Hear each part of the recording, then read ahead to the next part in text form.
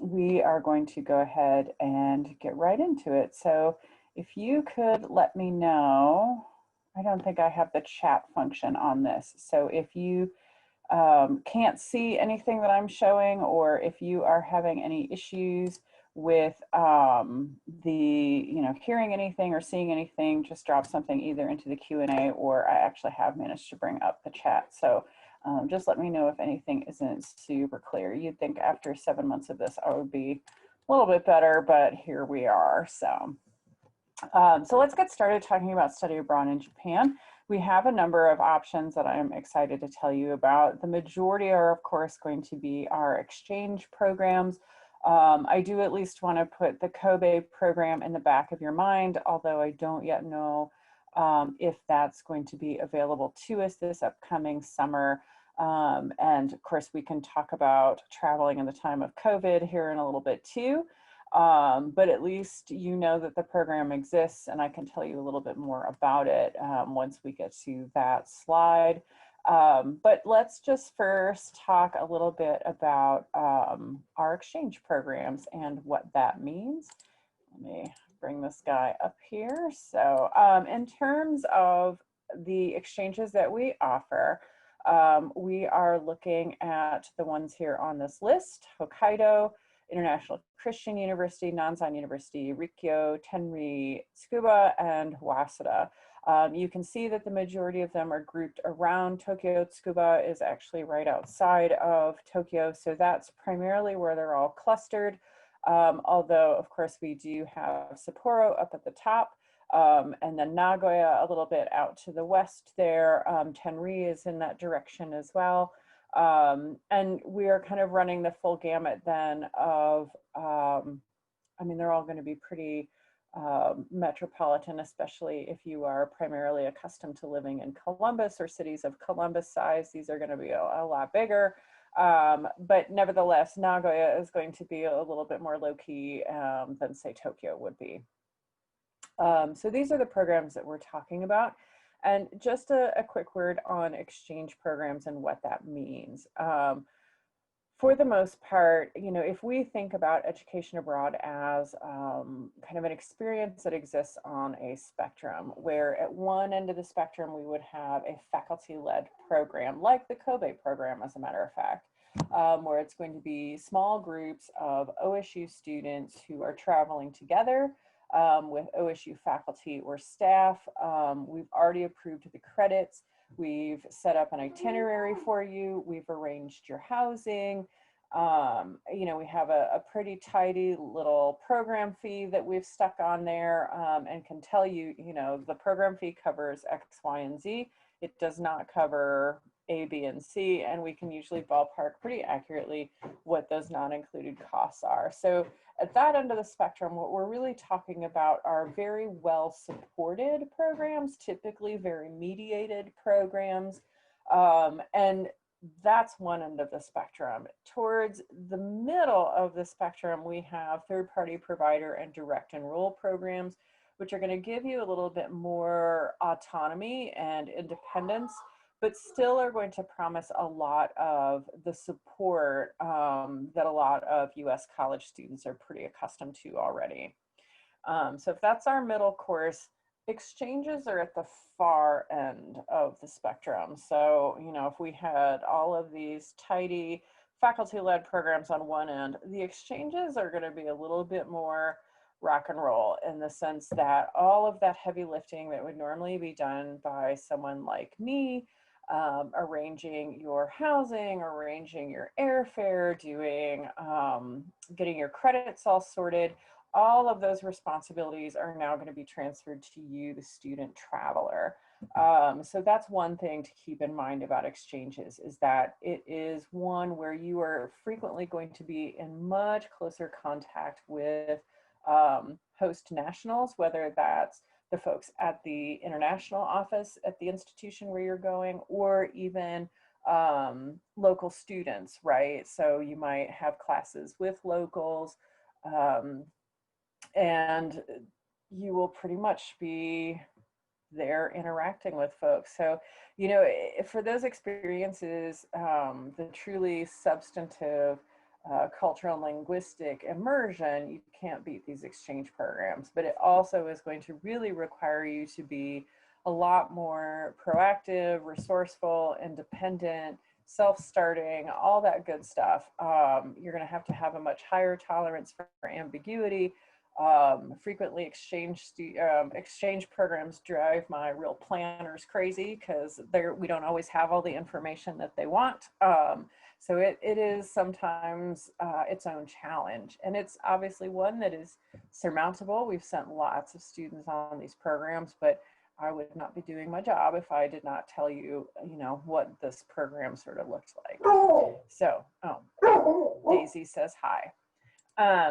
So if we move on and talk about some of the programs that we offer, I'm going to give you kind of the Cliff Notes version of how they're different, and I'm just going alphabetically more than anything else. So, I also want to really underscore that the Department of East Asian Languages and Literatures has been very picky about the programs it has selected. All of these institutions are very, very good. And are going to really, I think, deliver on their promise to help you really move forward with your Japanese language proficiency. We will take that as a baseline and kind of go from there.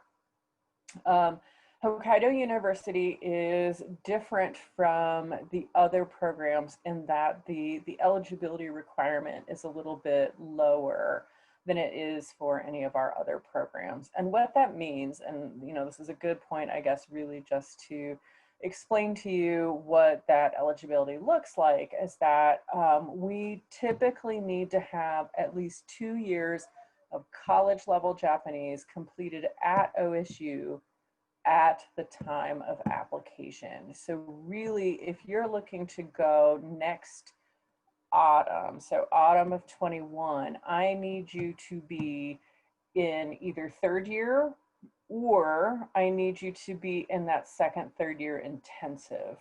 So that's to be eligible for those programs departing next autumn, that's where you need to be. If you're listening to me and you are sitting in Japanese 1101, that's fine. We are just planning for a little bit further out. But just keep in the back of your mind that these do have pretty hefty language prerequisites. The exception, of course, being Hokkaido University, as we have listed here. So for this program, you only need to have completed 1 year, and that would put you then, of course, in second year right now to be eligible to apply for this particular institution. And the reason, it's not that Hokkaido can't handle upper levels of Japanese. Of course they can. They have been able to scale up to incredibly proficient Japanese speakers on our behalf in the past.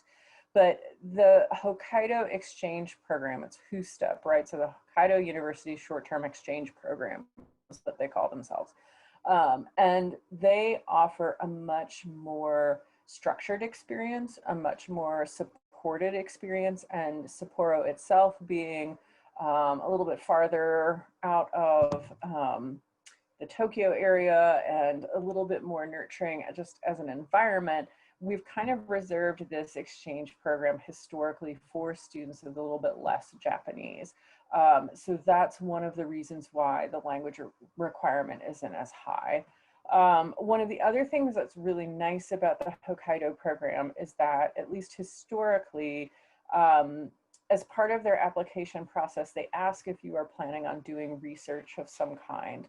And where this typically applies to prospective students are those students who are often majoring in Japanese and something else, or minoring in Japanese and something else. And the reason for that is that that something else major that you might have might be the one that you want to do research on, for example. So I know that we've sent a couple engineers on this program.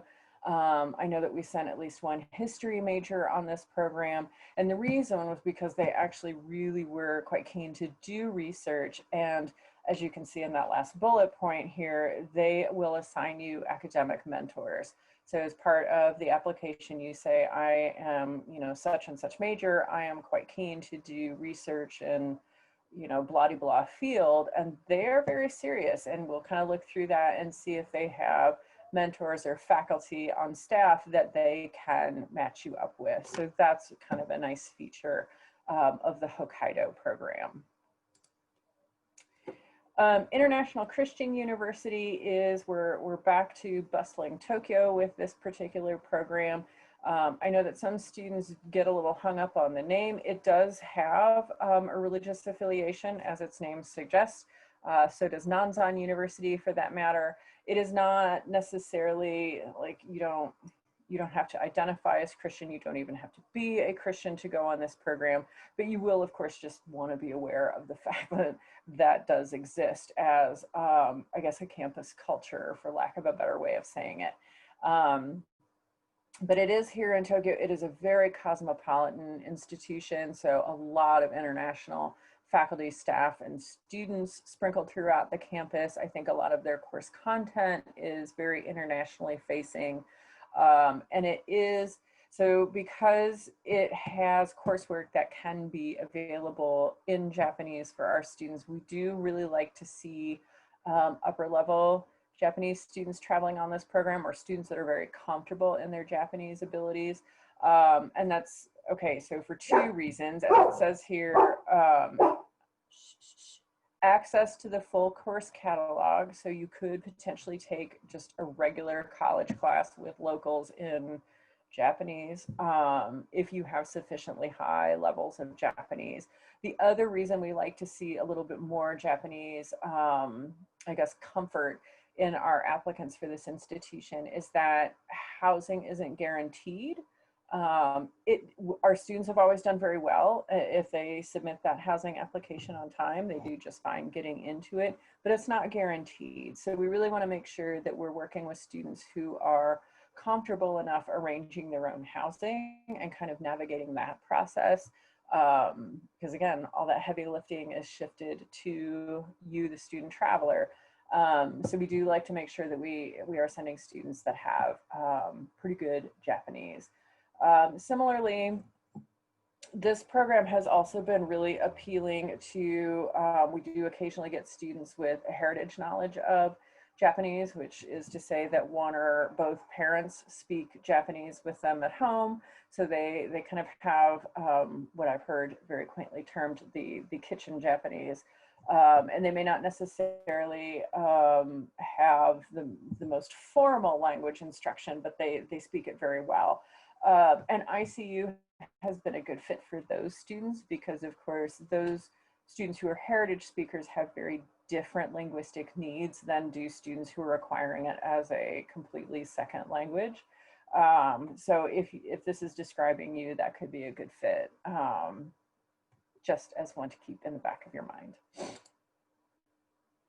So Nanzan University is, as I mentioned earlier, the other institution with a religious affiliation. I believe they were Jesuit at one point. I'm not sure, I'd have to go look. But it is one where we go back to that 2 years of college level Japanese requirement at the time of application. And the thing that's interesting about the Nanzan program, so on the one hand, from a curricular standpoint, it's going to have kind of that special curriculum for you, the non-Japanese speaker, the short-term non-degree seeking student at Nanzan. So they will have a lot of content courses, probably in a mixture of English or Japanese aimed at non-native speakers. And it's a lot of, I think, really interesting cultural courses. So think about history courses. I know that they had some really cool offerings that looked at tea ceremony and flower arrangement and that sort of thing. So very much trying to get you much deeper into Japanese culture. But what really sticks out from a curricular standpoint at Nanzan is that they have a real emphasis on reading and writing. And that is not the case for those of you who primarily just take in Japanese here at OSU. So whereas OSU really puts a lot of its effort, especially at the lower levels, on listening and speaking, Nanzan is coming from the other direction where their emphasis is more on reading and writing. And I bring this up because what has happened in the past is that we will get students who place so high as a result of their really great reading or speaking and listening abilities that they kind of place too high for what their reading and writing can support. And it has come as a really rough surprise that they were expected to know more kanji than they actually do. So I would recommend Nanzan University to those students who are either A, already very familiar with, comfortable with kanji, or who really, really aspire to it and are willing to take on that challenge, because it is very much a challenge and has been for students that were unprepared for that different emphasis. So just keep that in the back of your mind, you know, when you're thinking about programs that Nanzan will really push hard in terms of your abilities. But that can be a great thing too, because I think that has really helped students to bring that aspect of their proficiency, you know, up and, you know, kind of on level with their speaking and listening. The other thing that's really nice about the Nanzan program is that homestays are an available opportunity for housing. Housing here is more in the realm of guaranteed. It's just more available in Nagoya than it is in Tokyo.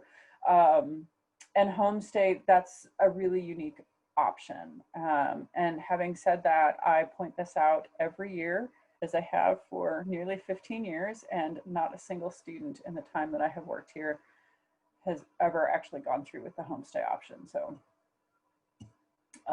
take that for what you wish.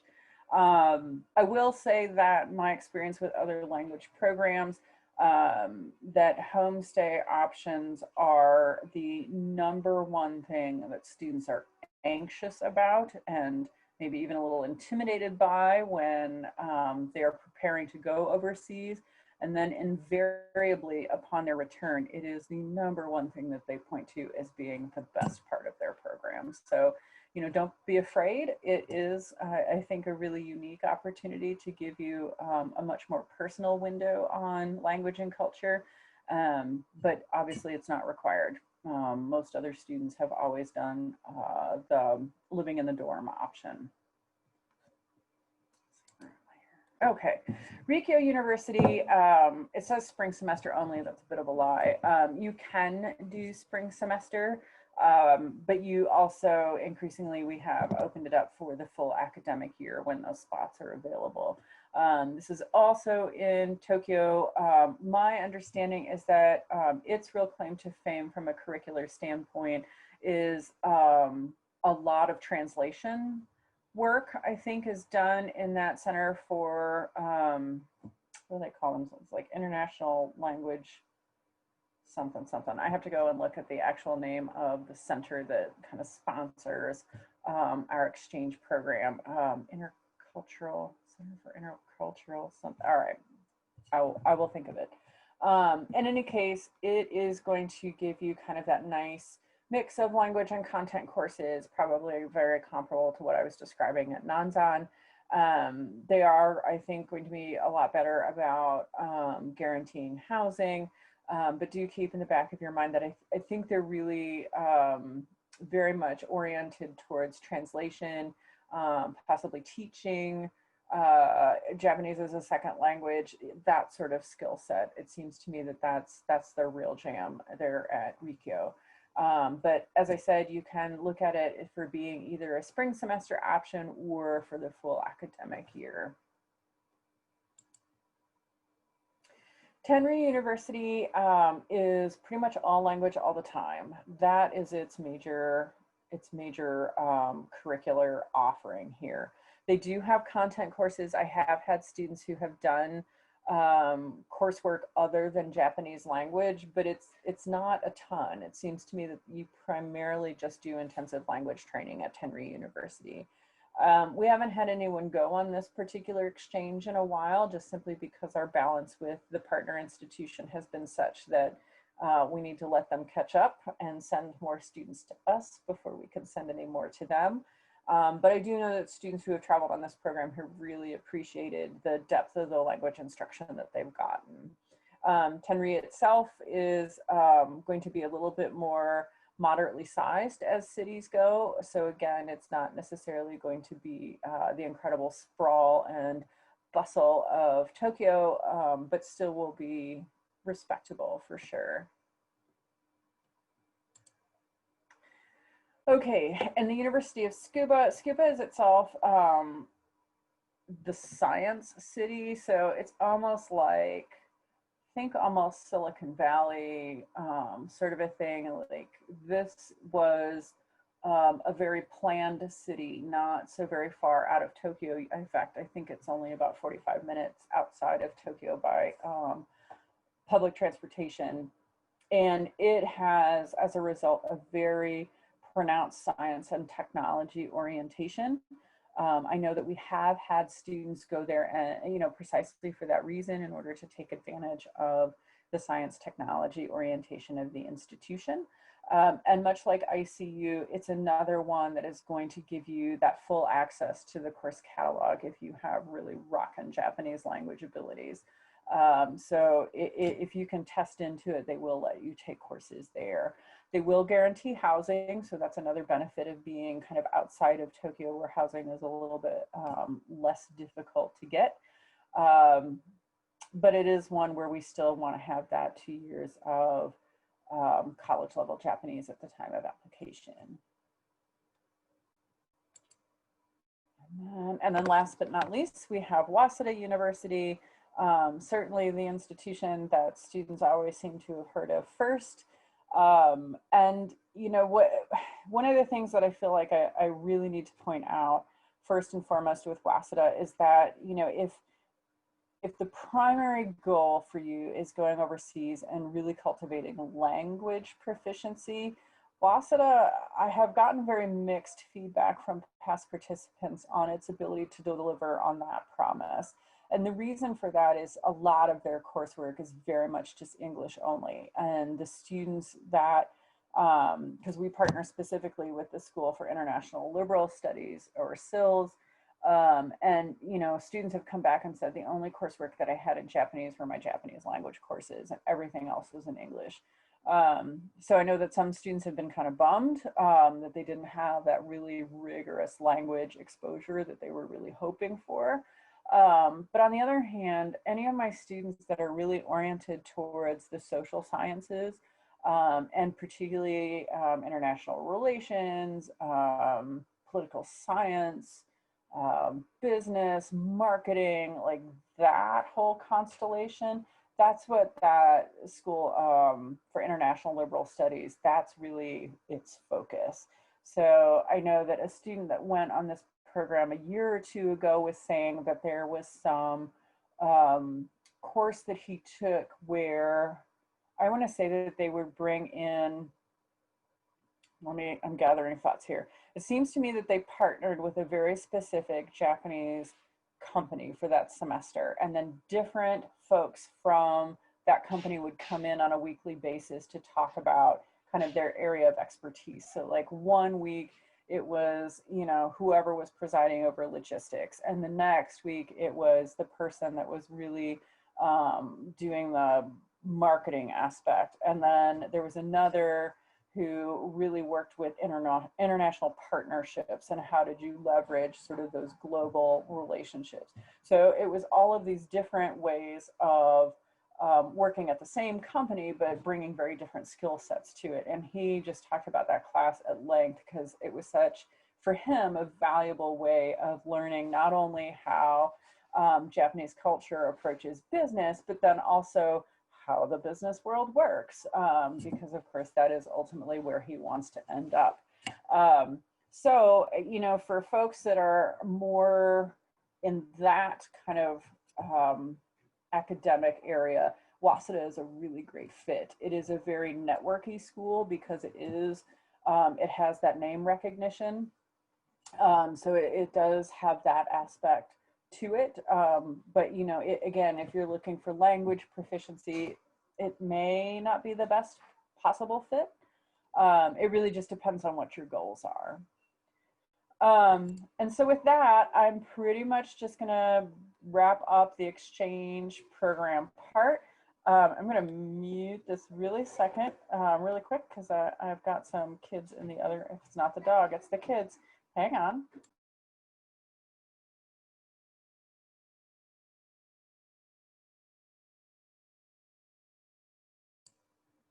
All right.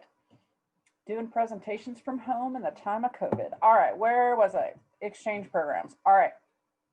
So in terms of costs, the way I have ambiguous news, not really bad news here, is that I can't really say with any degree of certainty what it's going to cost you to travel on one of these programs. And in large part, that has to do with the fact that you arrange all of the major costs, right? So you, the student traveler, arranges housing, you arrange your airfare, you feed yourself, you know, and those are right out of the gates going to be the three biggest things that you spend money on for an exchange program. At least two of those things will be paid in the local currency. So now it really does start to matter to you what other stock markets are doing or what that exchange rate looks like. And that's really ultimately going to kind of shape what your final price tag looks like in a way that I can't necessarily forecast or, you know, say definitively. But in terms of structurally speaking here, students frequently will come to me and say, I want to do this exchange program because there's no program fee. And that's true. We're not going to bill you any program fee, but it's a little misleading because it's not free either. So what will happen is that you will pay your regular OSU tuition just like you normally do, right? In state, out of state, whatever it is. Whatever fees you normally pay, everything is going to look more or less the same. The only real differences here are going to be things like we'll get you out of CODA and RPAC. And it seems to me that you know, if you're in university housing, you'll waive out of your room and board here at OSU, and that's pretty much the only difference. Otherwise, it's your regular tuition and fees that you would normally pay. We are also, and here it's this little bullet point here, that supplemental insurance is about $1.50 a day. It's required for anybody doing an international program through Ohio State University. And those are the only things that will appear on your OSU statement of account. Everything else will be arranged by you and out of pocket. So that first thing is going to be the airfare. After that, we're going to start signing, you know, agreements with housing, whether that's living in the dorm or doing the homestay, or, you know, if you end up finding your own apartment, that sort of a thing. And then after that, you're going to look at how much it's going to cost to feed yourself. And then there are all like the random things that you end up paying for, you know, whether you're a student here on campus or whether you're overseas. And that's things like books and supplies, public transportation if you need to get around, you know, you need an extra sweater, like these sorts of things, the cost of being a person, as we have said before. So those are the primary expenses that we're going to tell you to keep an eye out for. And what that means in practical purposes is that when I ballpark it, I'm going to ballpark the full academic year for all of those things in the neighborhood of $35,000. And frankly, that's not, because I feel like I heard the collective intake of breath as you all saw that number, but don't worry. Think about what you actually spend for a full academic year at Ohio State. You know, after you factor in your tuition, the room and board, any sort of traveling that you do that isn't like cabs or CODA, any sort of eating that you do that isn't through the meal plan, your pencils and your books and your whatever and so forth, right? Like if you really start to nickel and dime all of your expenses that you pay out for a full academic year at Ohio State, I kind of feel like in most cases, education abroad is going to be more expensive, but it's not necessarily that much more expensive or as expensive as you thought it was going to be. So, I mean, 35K is a respectable number and one that we want to be, you know, very aware of as we move forward. But at the same time, let's put those numbers in context and not be too afraid of it either. So I think, oh, let me just tell you about how to apply, and then I think we will stop for some questions on exchanges. So hang on, what's our next one? Okay, so the timeline, oh mercy, 2016. We've missed that deadline. Obviously, I missed that date when I was updating this.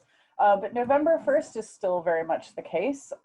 So you are going to submit an application to us.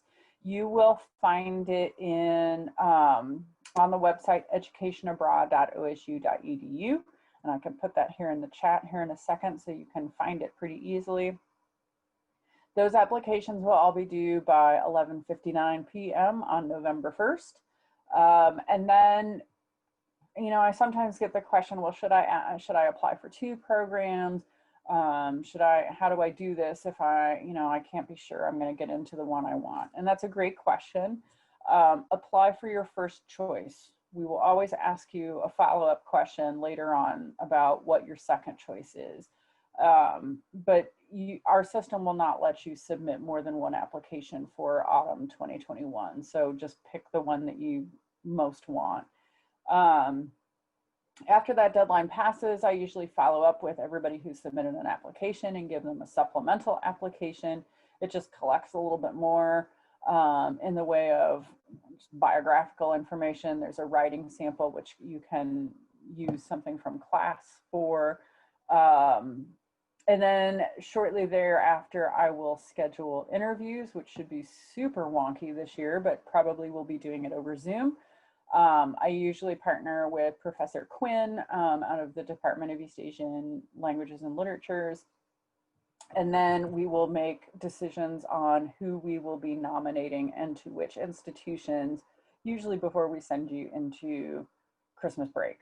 So sometime in mid-December, those decisions will come out. And then pretty quickly thereafter, I will start meeting with those nominated students to go over the partner application, because this is one where we are going to submit first the application to OSU and then the application to the partner. And then we kind of hang out and wait for them to admit us. It takes forever. It usually drives students crazy, but that's just part of the fun process that is applying for an exchange program.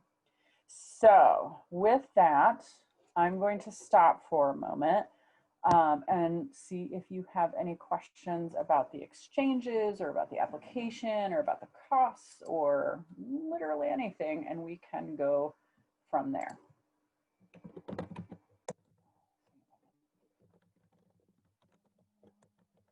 Don't be shy.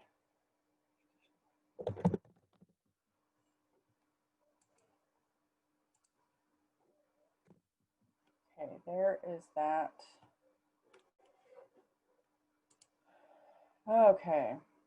All right, by 1 year of college study, is it equivalent to 1 level? So yes. What that means at OSU is that you have completed Japanese 1101 and 1102 at the time of application. So presumably you are in what, 1103 right now, the 2nd year? Is that what they call it in Japanese? The 11, isn't it 1103 for the 3rd semester? So for Hokkaido, for example, you need to be in at least 1103, which I believe is the beginning of the 2nd year sequence.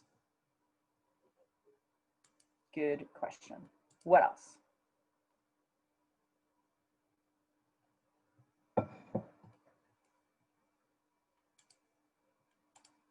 Okay. So with the acceptance decisions from host institutions coming out so late, do we still schedule for autumn at OSU? This is a great question.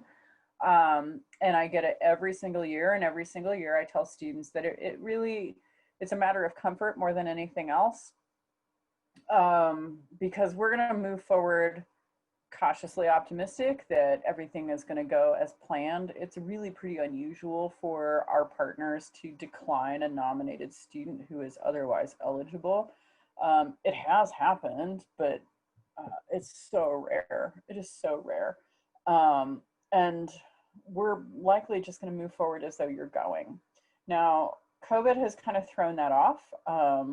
you know, we're still waiting to kind of see how these things are going to play out. But the practical answer to that question is, if it would make you feel better to be enrolled at OSU just in case, by all means do it.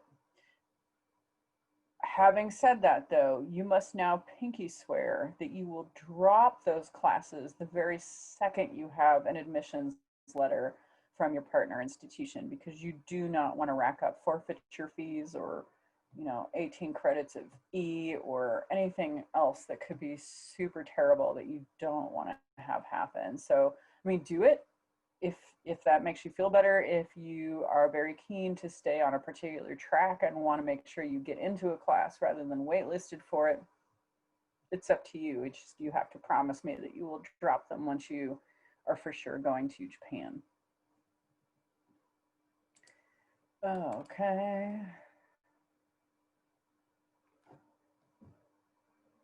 So if Hokkaido would allow students to have access to their course catalog if you meet their requirements, I don't think so. Don't quote me on that, but I don't. So the way a lot of the exchanges work is that they are a special curriculum designed for students that are not from there, and is in many instances completely separate from the larger university. So that's why I'm hesitating, because I confess I don't know how Hokkaido views its exchange programs. As far as ICU and Tsukuba, they have always kind of scooped up students and said, yes, we have our curriculum, but we're also a giant university. Whereas Nanzan and it's another good example,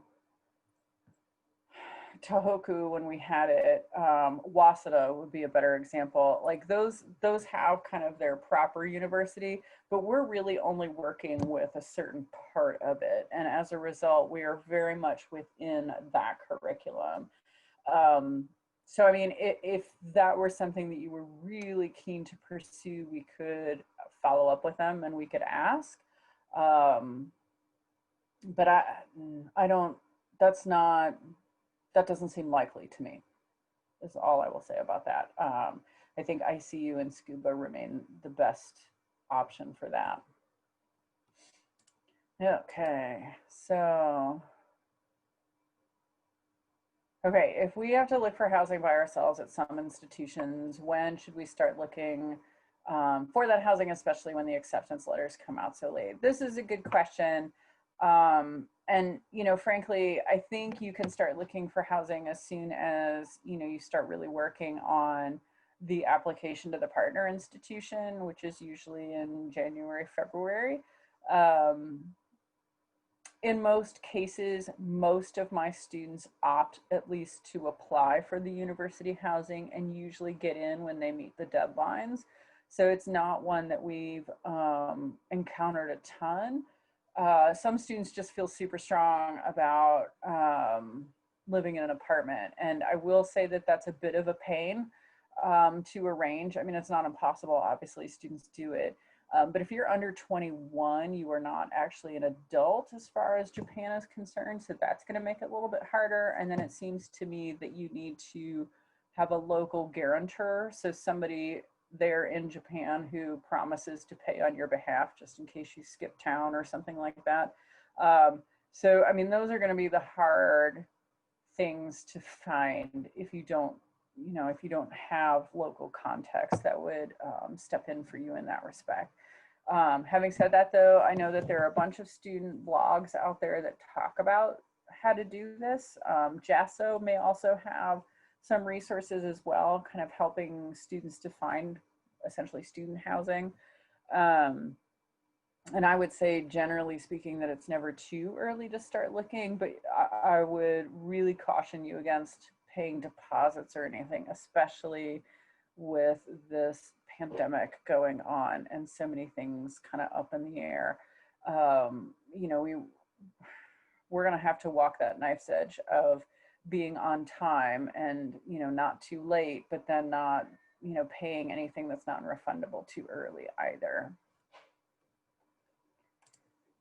Okay. Okay, so preparing for the interview. So what are you looking for as part of the interview? How can you prepare, or what should you prepare for those and for the application? And I mean, as far as the interview is concerned, we're not necessarily fishing for particular answers. We are looking to see, first of all, how you've been thinking about this sort of experience, you know, because there are occasionally students that make it through the application process without having a conversation like this with me, or coming to an advising appointment and they have no idea what they've signed up for. And so really the interview is our opportunity to really get a feeling for you and your goals and our partner institutions and their goals and values, and trying to figure out who aligns best. Occasionally it is a selection process where we are very much looking to select students as opposed to just placing them. And those are harder years. And in that case, we are going to look for students that can articulate very clear goals for what they're hoping to accomplish in Japan, how going on these particular programs are going to help meet those goals. Anytime that you can be really specific about what it is you're hoping to accomplish, I think that that makes you a pretty competitive applicant. So that would be one general way that I would answer that. So, I mean, on the one hand, there's nothing you really have to prepare. On the other hand, it is our opportunity to just make sure that you're, you know, you're thinking about how you're going to deal with this particularly different type of program. So that is okay. So is the exchange for 1 year or 1 semester? And then how do we transfer credits? And that's a whole separate beast too. So all of the programs that I've talked about so far are an academic year. The only exception is that Rikkyo also has the option of spring semester only. Right. So, I mean, when you go to apply for our programs, the only option you have is for the full academic year. Again, with that one exception of Rikkyo. So we're looking at 2 semesters. And one of the stipulations of our contracts with these partners is that you have to be full-time. So, you know, you can expect to earn at least 12 credits for every term you're abroad. So, you know, at the very least, we're going to have 24 credits. Where that ends up being a little bit different, I'm going to sneeze in a second. See if it goes away. All right. Where it can get a little squirrely is institutions like ICU that are on quarters. And so we kind of have to figure out how to mash credits together so that they equal an OSU course. I can talk a little bit about credit transfer in a second. I will want to bring up a whole website for that to show you. So hang on, let's put a pin in credit evaluation. And then we'll go to, okay, can you use the FAFSA when you're in Japan? And then grants and scholarships, great questions. Yes. So because you are enrolled and full-time at Ohio State University while traveling on these exchange programs, you are still able to use any financial aid that you currently receive. The one exception to that I can think of right off the top of my head is that the government, Department of Defense in particular, has really cracked down on what post 9/11 GI benefits can be used for. And unfortunately, we're not going to be able to use them for exchanges any longer. But otherwise, you know, you get a Pell Grant, you have some subsidized loans, you have, you know, whatever else is in your award package. Anything you get from OSU, all of those should continue to apply just like normal. And while we're doing the bus tour of the credit evaluation process, I will show you where to find grants and scholarships too. So, any other questions? No, those have all been really good ones. So let me stop sharing for just a second. And let me see if I can. Oh, there we are. I pushed too many buttons at once. I have to pull up a whole new Chrome browser so that you can't see how many tabs I have open in the other one, because it's ridiculous. It's a lot. Can listen to my kids getting too much ice in their cups. Also fun. All right, so we are going to screen share again. Let's come back. This is our brand new OIA website. So you can come to oia.osu.edu. And you can see we have a whole bunch of stuff here at the top. But we're going to come here to Education Abroad. And we're going to come over here to Preparing to Depart. And then you can see Academics. And you can see Credit Evaluation.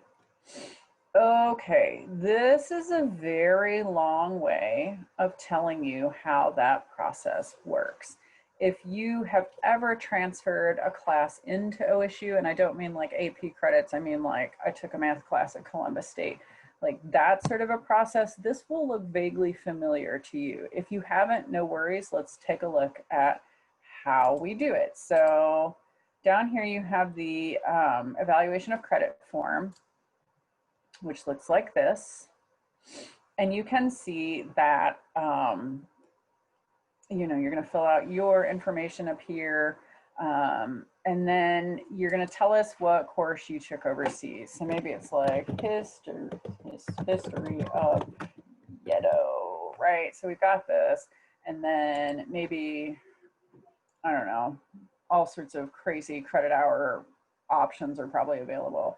But then you're going to take it over to Maria Mazan over in history, and she's going to say, okay, I'm going to approve this course forever and ever, amen, right? Because we just believe that this is the perfect equivalent. Or she's going to say, yeah, I'm approving it, but just this time. Or she could look at it and say, this would make a great option for a GE, right? And we'll just keep this in our back pocket for the next student that goes on this program. But either way, she's going to fill that out, click on whatever box or none of the boxes, depending on how she feels about it. She's going to tell us what the history course is here. So I don't know, history, we'll say it's EAL, history 2785. Doesn't that look real? Something like that, right? So it gets filled out here. And then she signs it. She tells us what her name is and signs it. She tells us she's in history. We're done. But then maybe you also took like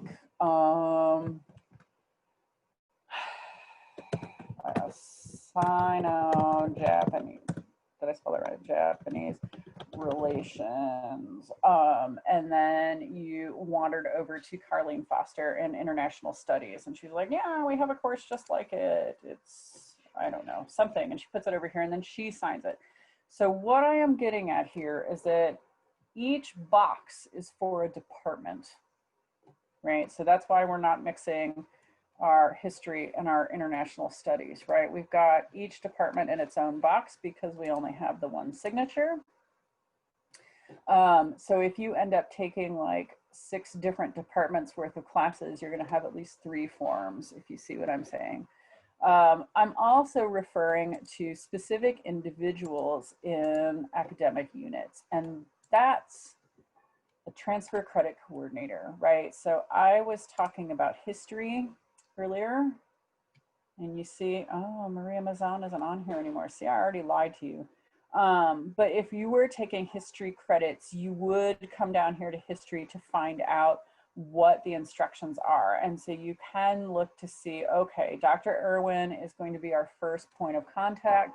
And we know we're not graduate students going on this, so he's going to be the one that we work with. Similarly, we were talking about IS before, and so Carlene Foster at least did know that one. She's going to be our go-to person for that. But this list, as you can see here, has every unit on campus, and the person who is going to evaluate your credits. And I can tell you that typically it would be Yuko Kawai Sensei if you were just a regular transfer student, but the secret person for you, the exchange person or exchange student, is likely going to be Professor Quinn. He typically does the evaluations for returning exchange students. But these are the two forms that you need. Now, this is a very long way of saying that you will have to have the course descriptions, probably syllabi, from the host institution in order to complete this form. And there's the rub, because most of our East Asian partners do not put this information up until the day you arrive. I don't know, maybe a week before. Most of my exchange students, 97% of my exchange students, have to complete this process upon their return to Ohio State. They don't typically get their credits evaluated before they go. And so remember earlier when I told you that my planners are often driven crazy by exchanges? This is one of the primary ways and the primary reasons why that's the case, is that they want to know what credits specifically that they're going to earn. And there's just no way to determine that in advance because this process takes place upon your return. So, let's see, I already have more in the Q&A. Yes, do we do the credit transfer after we come back? Yes, you do. So that's really the timeline on that. Other questions about, okay.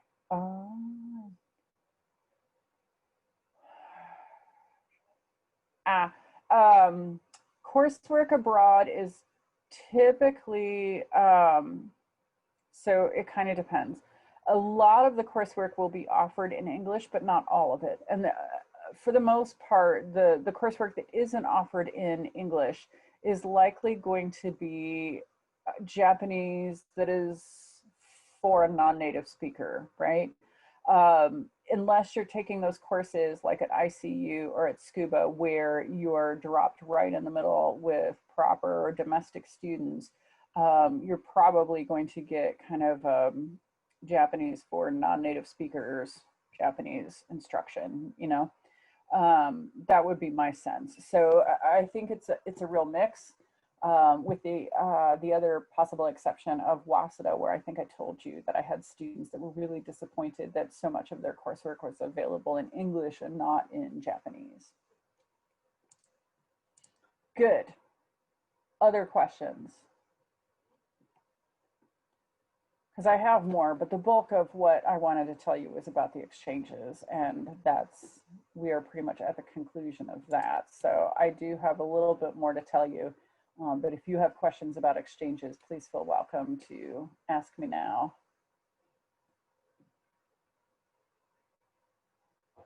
Okay, well then let's plunge ahead.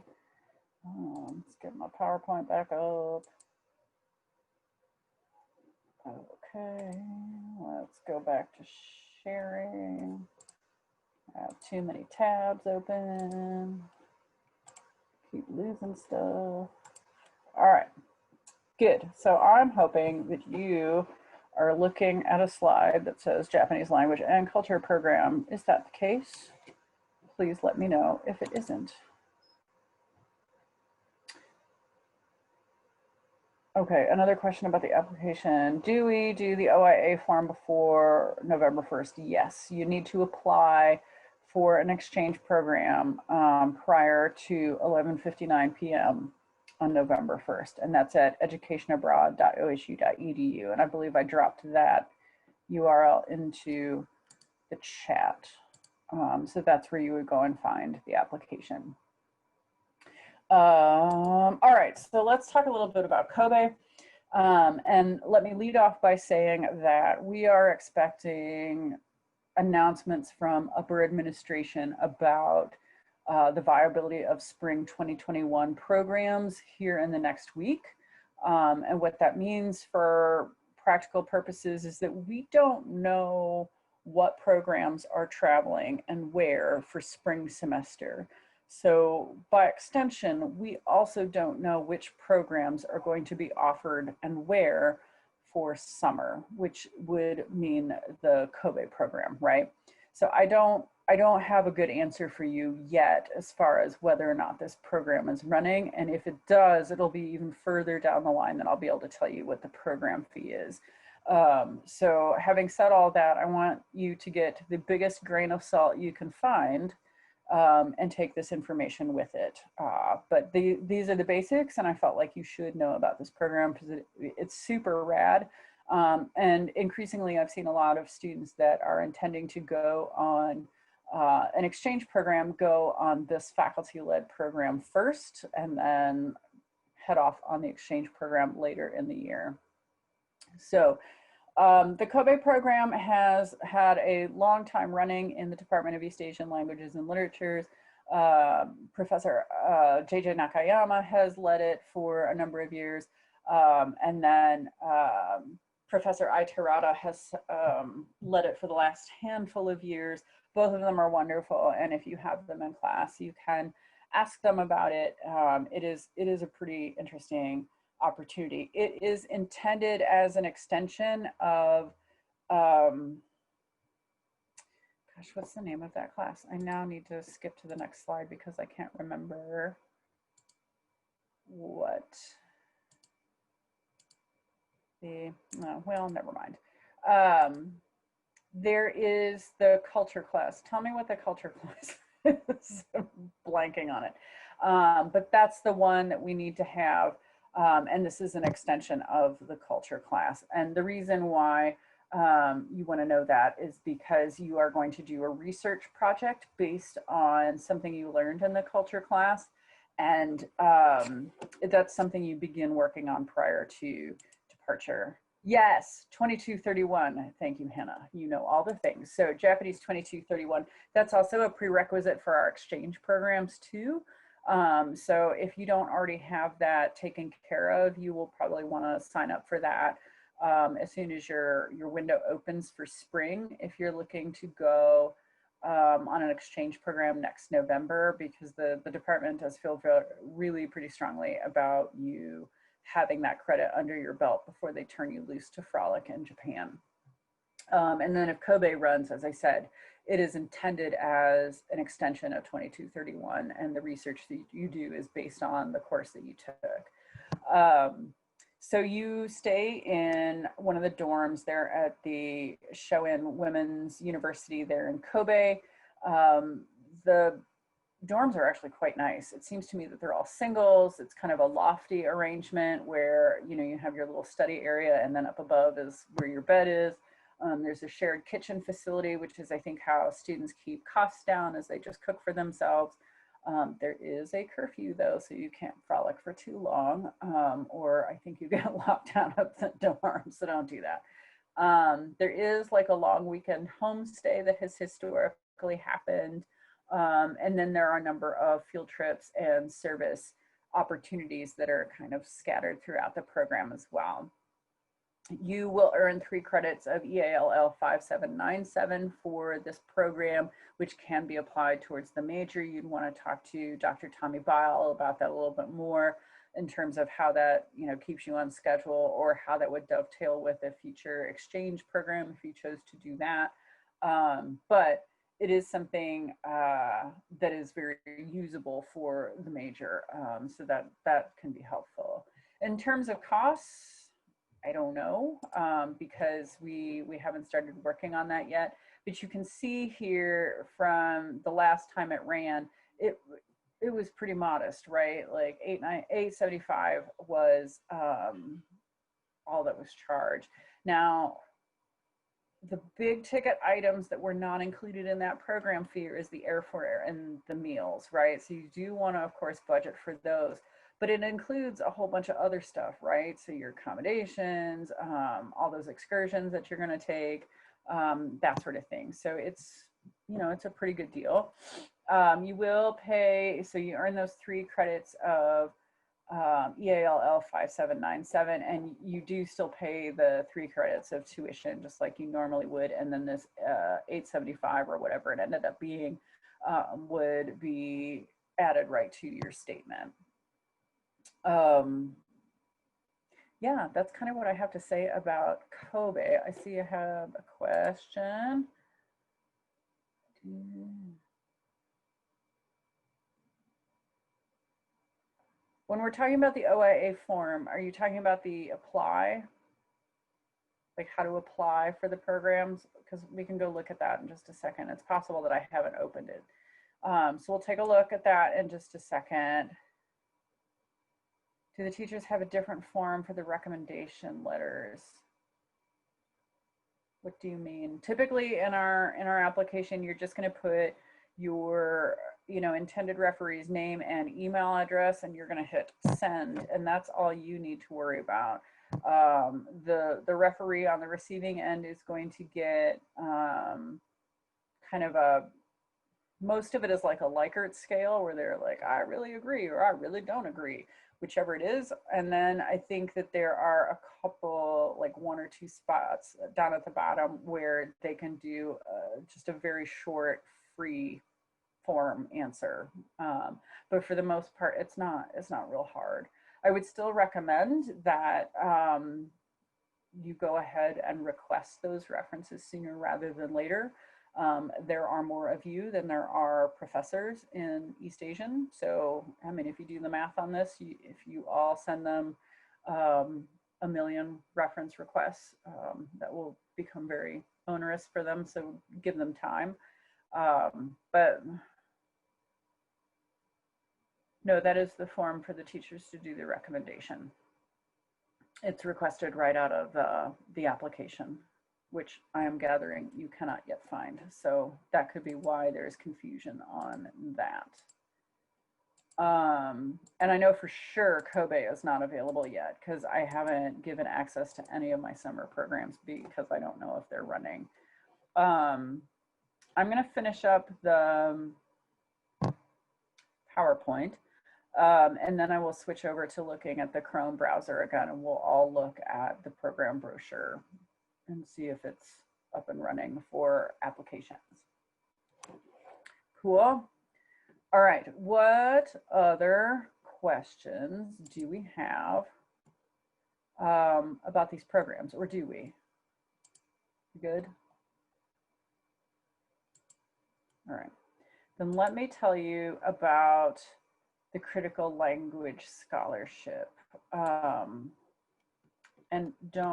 I need to actually look this up. We'll look that up next. Remind me to do that, and we will look that up next. It's usually, it falls in mid-November, and that's another piece that I think I meant to update and then forgot to. So we'll just check that out here in a second. But you all need to know about Critical Language Scholarship if you don't already, because you are precisely the sort of students that they want.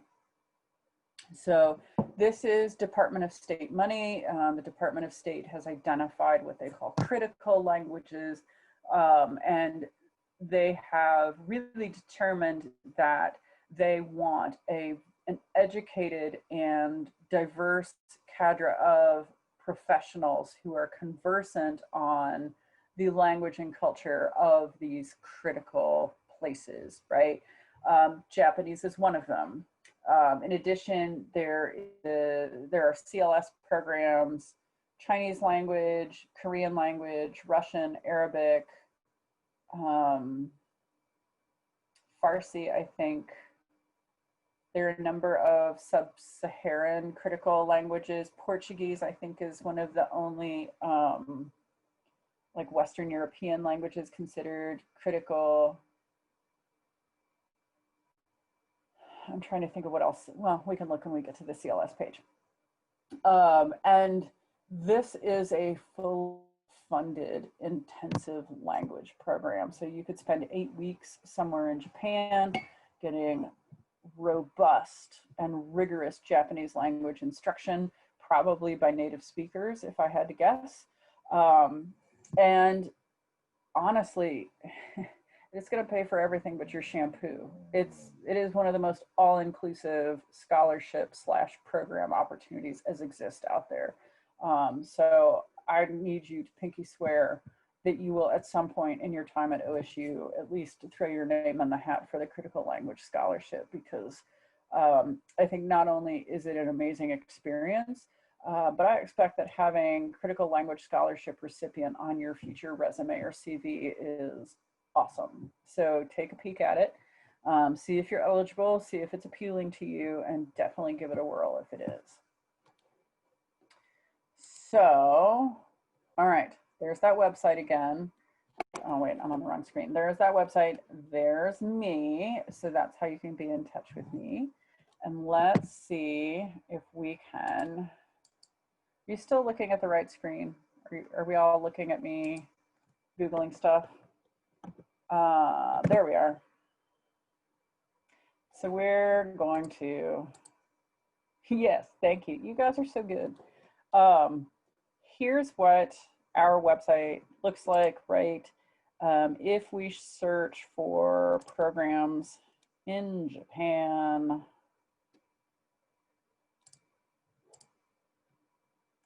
okay, so we have a bunch.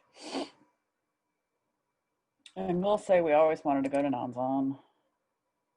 All right, so here we are. It's the apply now that you want, right? Because that's where you're going to click on it in order to start the application. And it will take you through the OSU shibboleth, which is to say it's going to ask you for your OSU username and password. And then it's going to confirm that you mean academic year 21-22, which kind of just blew my mind saying that out loud, but that's the academic year we're talking about here. Alternately, if you come to this page and you're like, wait, what was she saying? Who is she again? The thing is that you don't even have to remember my name. You just click on questions and through the back end, it will come to me and I will be able to answer any questions that you have about the Nanzan program. So those are two really important buttons for you to know about. But you can see that it has a bunch of other stuff on here. If you click on this guy, you can also, my goodness, you can request an appointment. And I mean, they're all Zoom appointments these days, but you are able to do that if you would like to schedule additional time to come and talk to me or to ask any questions that you might have. But if we come back here, oh yeah, I wanted to show you this because it's going to show you, well, one of the things it has here is the grants and scholarships, but it kind of gives you an overview of, you know, what I was saying about the fact that you kind of have to have a sense of what your housing is going to look like, and all of these things are out of pocket and this sort of thing. What else did I want to do? All right, I want to show you how to find the grants and scholarships, and you can find it through the OIA page, right? So if we do it like this, let's come for education abroad. And I believe it's here in getting started. Daisy disagrees. I'm right though, I win. All right, grants and scholarships here. And this is going to list most of what we know about, right? So it's pretty comprehensive. It's not necessarily exhaustive though. There are other things out there that you can look for. But since we're all together now and I have a captive audience, I want to make sure that you know about a couple of these. So if you receive a Pell Grant, right? So this requires you to know what you said yes to when you agreed to take your financial award package. And if the Pell Grant was one of them, or if you are otherwise Pell eligible, I need you to apply for the Benjamin A. Gilman Scholarship, which, whoops, I didn't mean to click on that. But while we're here, let's just take a peek because it can be a very generous scholarship. And once again, you are the desired audience, right? Because here you are doing a lengthy program in a non-traditional location, which tends to be every place that isn't Western Europe or Australia. And you are studying a critical language, which the Gilman Scholarship also values. So again, if you are a Pell Grant recipient or a Pell eligible student, I want you to apply for this. Let's come back here. If this upcoming program, whether it's Kobe or one of the exchanges, if that's your first time abroad, that one time your parents took you to Niagara Falls probably doesn't count. But you know, if you did major cruises or if you are currently studying abroad, this is probably not a good fit. But we have the Wolf Study Abroad Scholarship, which is for students. They are Ohio residents. They graduated from an Ohio high school and they've never been overseas before. So if you are checking yes to all of these things, I need you to apply for the Wolf Scholarship. What else? If you are a STEM major, so science, technology, engineering, math, and Japanese is your side hustle that you love, you can apply for the FLAS scholarship, because it seems to me that they only give out undergraduate FLAS fellowships to STEM majors. So if you are a STEM major and are hoping to travel on one of the exchanges, because you need to be studying language for it, FLAS might be a good fit. And then let's see, if you are in the College of Arts and Sciences, so if you're a Japanese major, for example, or if you are otherwise in arts and sciences, you must apply for the Arts and Sciences scholarships. It is a single application for everything they have. So they've made it so easy for you, and there's, I think, a lot of money to be had there. So make sure you're looking there.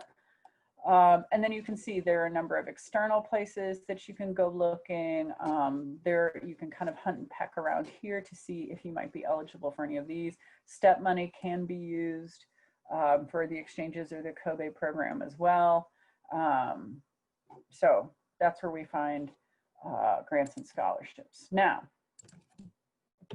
critical language scholarship. Okay, so we're going to come over here to CLS. Yes, already available. Okay, I wasn't far off. November 17th. It's a lengthy application, or at least it's one you should take a lot of time on. Perhaps I should phrase it like that. It's an application that really, my sense is that, because I've read for this one before, and it's really keen to know how committed you are to language learning. So it'll ask a lot of questions like, how many hours of formal language instruction have you had? How many hours of self-study have you had? What do you do? Blah, blah, blah, blah, blah. It wants to make sure that you have really leveraged all of your opportunities to learn Japanese. So if you're not already going to Oshibarikai, did I say that right? Japanese is not my jam, so you have to tell me if I said that wrong.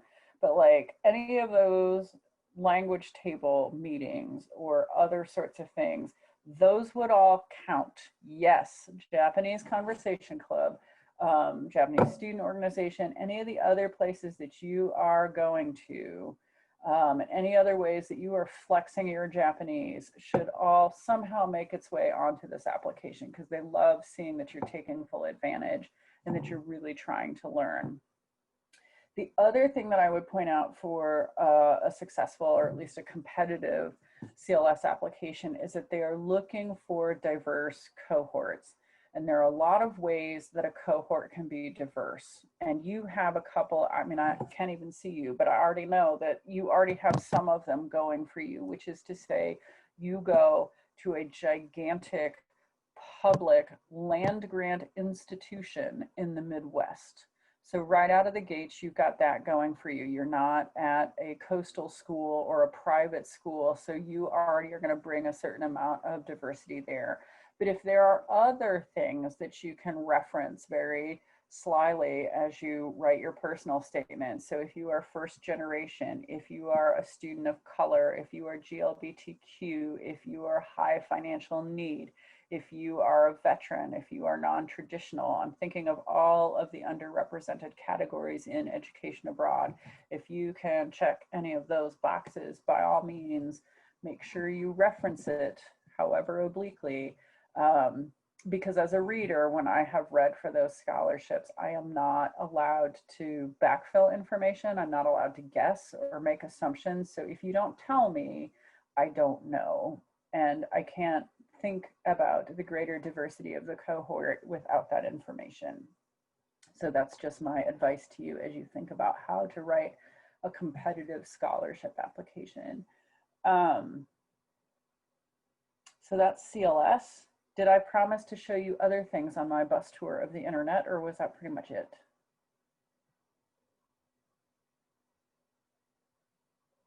Any other questions? Because good Lord, I've now talked your faces off.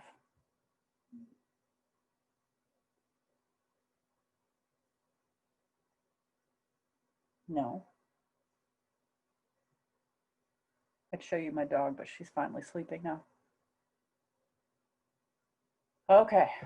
Oh, there's one question in the Q&A. Let's see what we got.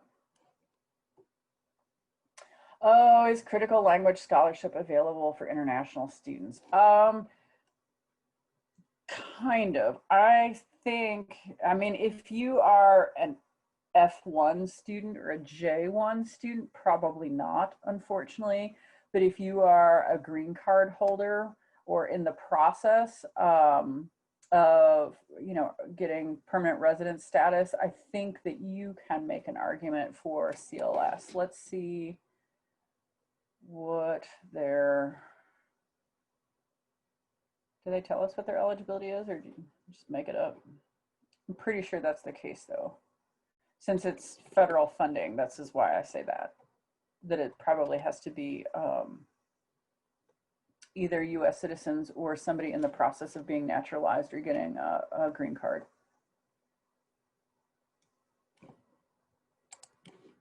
Suppose they stashed eligibility in FAQs.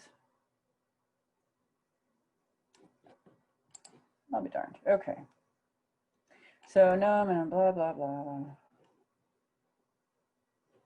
Yeah, so your commitment to using your target language.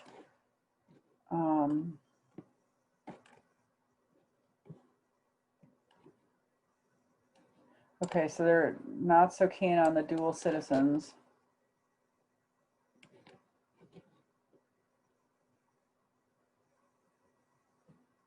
Yeah. So there is some significant language on, you know, additional holders of citizenship. So check those out and see what else. And CLS for, yeah, CLS is a nationally competitive scholarship, but don't let that put you off. Ohio State students do really well on it. So absolutely make sure that you're applying. And not that I would want to, you know, Pied Piper you away from Japanese, but that was a pretty lengthy list that we just clicked away from in terms of the languages. As you can see, there's a ton, and you know, some of them require that you have background in the language, but not all of them do. So, you know, if you were thinking about adding to your East Asian repertoire, you could potentially look at Korean, for example, because I don't think you have to have a background in Korean to apply for that one. I mean, double check me, obviously, but there are ways that you could potentially expand your expertise and scholarship on East Asia through the CLS program.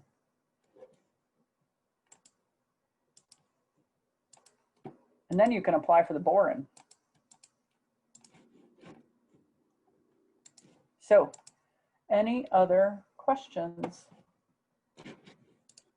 I'll come back to Education Abroad. Grants and scholarships.